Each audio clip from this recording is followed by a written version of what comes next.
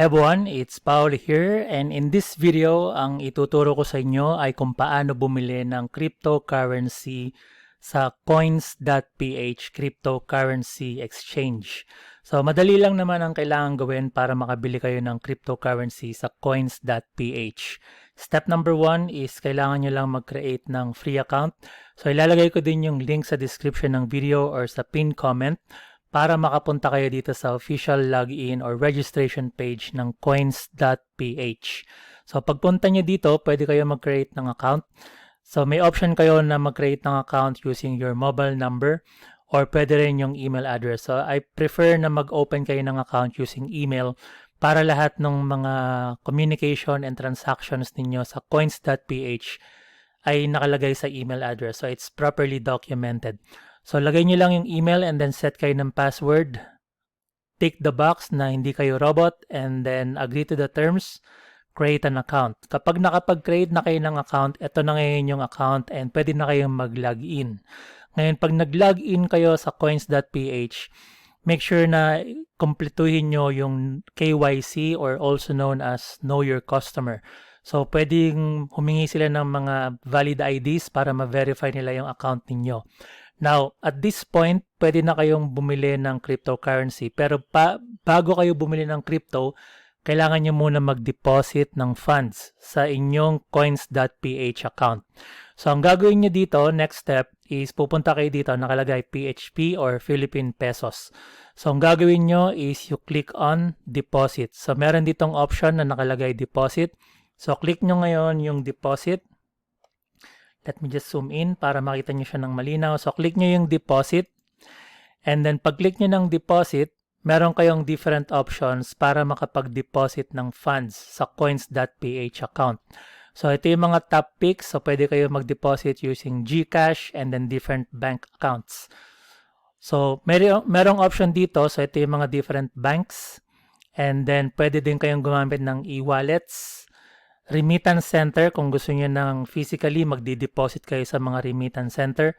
Ang pinakamadali is pumunta kayo dito sa banks. So, click nyo lang yung banks and then click on view all options. So, kung nasa overseas kayo, pwede nyong i-check kung recorded or available yung bank na ginagamit nyo. So, in my case, nandito ako sa may Australia. So, pag nilagay ko dito yung ANZ, which is yung Australia New Zealand Banking Group, yan, nakalagay. Pwede ako mag-deposit ng pondo using ANZ. Meron din akong different bank accounts sa Philippines like BPI or BDO. So, pwede mong search, let's say, BPI. Ayan, makita natin may option na BPI. So, ang gagawin nyo lang, next step is, let's say, for example, BPI yung gagamitin natin. So, click on BPI. And then, meron siyang option dito na InstaPay within 10 minutes. So, free naman yon, walang babayaran na fees. Pwede din yung PesoNet or next banking day. So, syempre, gusto natin yung mabilis, yung InstaPay within the 10 minutes. And then, follow the instructions, nakalagay dito. Number 1, choose a transfer funds to another bank account. So, pupunta kayo ngayon sa BPI online banking or sa mobile app. Number 2, choose InstaPay as transfer option para mabilis yung transaction. And then, number 3, yan, enter coins.ph account details and enter the amount you want to cash in. So, ngayon nakalagay dito, ito yung bank name dun sa mobile app, sa online banking. So, DC Pay Philippines coins.ph. Account name, ilalagay ninyo yung full name na ginamit ninyo nung nag-register kayo sa coins.ph. Zoom natin to para makita nyo ng malinaw. Yan. Yan. So, hopefully nakikita nyo siya ng malinaw. So, ito yung bank name, tapos account name, yung pangalan na ginamit ninyo. And then, account number is yung phone number na ginamit ninyo nung nag-register kayo sa coins.ph. And then, number 4, the amount will be credited to your PHP balance once a transaction has been processed. So, ibig sabihin nun, pag na-process na nila yung transaction na yun, magre-reflect siya ngayon dito sa coins.ph. So, after nyan, you click on Done. And then, ang mangyayari is babalik kayo dito sa coins.ph. Ang hihintayin nyo lang dito is kailangan makredit yung Philippine Pesos dito sa part na nakalagay na Philippine Pesos. So, dito, magre-reflect yung number dito. Pag nag-reflect na yung number, ang next step is ngayon pwede na kayong bumili ng cryptocurrency na gusto nyong bilihin. So, madali lang naman ang kailangan gawin. So, let's say for example, in this video, ang bibili natin is yung BTC. So, ito, bibili tayo ng BTC. So, ang next step is itong BTC na to. Ang gagawin mo lang dito sa coins.ph is pupunta ka lang dito sa part na nakalagay na quick buy or sell. So, click on buy crypto with PHP. Yan, susundan mo lang yung steps and then search mo yung cryptocurrency na gusto mong bilhin. So, in this example, halimbawa, bibili tayo ng BTC or Bitcoin and click on Bitcoin. So, yan. And then dito, tatanungin kanila, so I want to spend kung magkano in Philippine pesos. I want to receive Bitcoin. So, kung gusto mong bumili ng Bitcoin.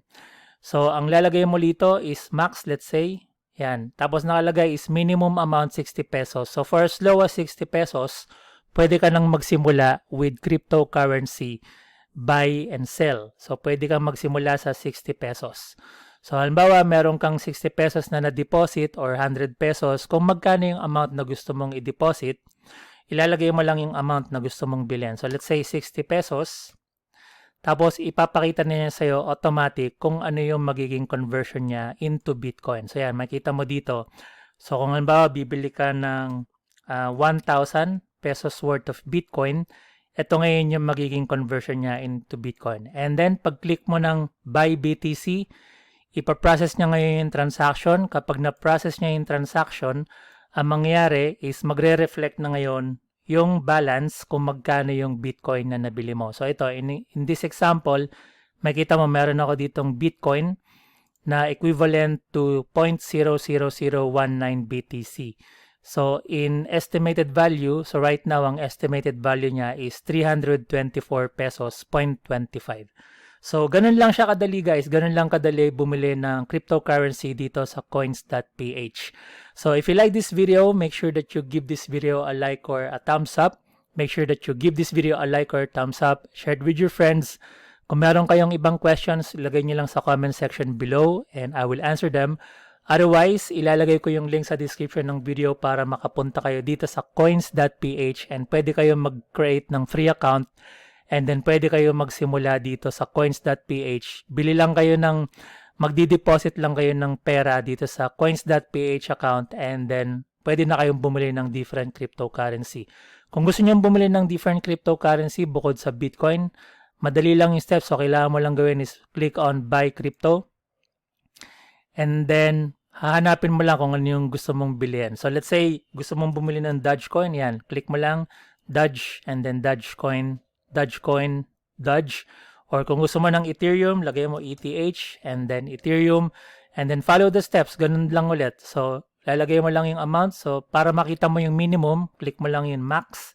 Tapos yun, sasabihin niya 60 pesos yung minimum amount. There you go. So, pwede mong ilagay 60 pesos. Tapos yan, i-convert niya yung Ethereum and then you click on buy Ethereum. And kapag nabili mo na yon, magre-reflect na siya dito sa mga different cryptocurrency. So, thank you for watching guys. I hope na may natutunan kayo dito sa video na to and I hope na natulungan ko kayong bumili ng cryptocurrency sa coins.ph. Again, if you like this video, make sure that you subscribe to the channel, turn on the notification bell para ma-receive nyo yung updates pag naglabas ako ng bagong video. Thank you for watching. I wish you all the best and God bless.